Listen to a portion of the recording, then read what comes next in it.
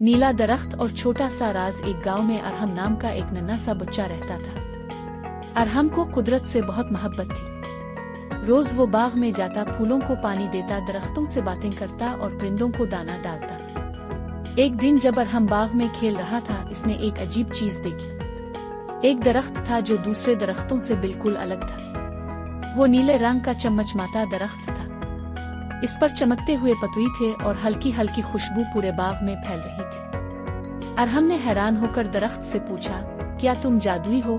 दरख्त हल्के से हंसा और बोला, हाँ, मगर मेरा जादू तभी काम करता है जब कोई बच्चा दिल से मोहब्बत करे और दूसरों की मदद करे। अरहम की आंखें चमकने लगी।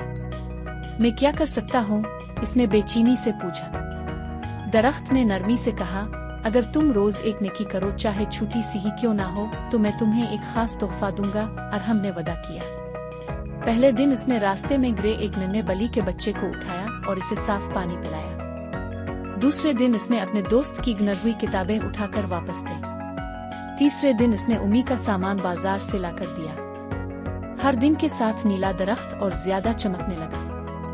7वें दिन जब अरहम बाग में आया तो नीला दरख्त एक सुनहरे फूल के साथ इसे इंतजार करता मिला। दरख्त ने कहा, ये फूल तुम्हें एक खास तोहफा देगा। जब भी तुम इस फूल को अपने कमरे में रखोगे, वहाँ खुशियाँ और मोहब्बत फैलेंगी। अरहम ने खुशी से फूल लिया और अपने दिल में तय किया कि वो जिंदगी भर दूसरों की मदद करता रहेगा। अब गांव में सब बच्चे अरहम की कहानियां सुनकर नीला दरख्त ढूंढने की कोशिश करते, मगर दरख्त सिर्फ अरहम के लिए नजर आता था, क्योंकि मोहब्बत और नेकी का जादू सिर्फ सच्चे दिल वालों को ही दिखाई देता है।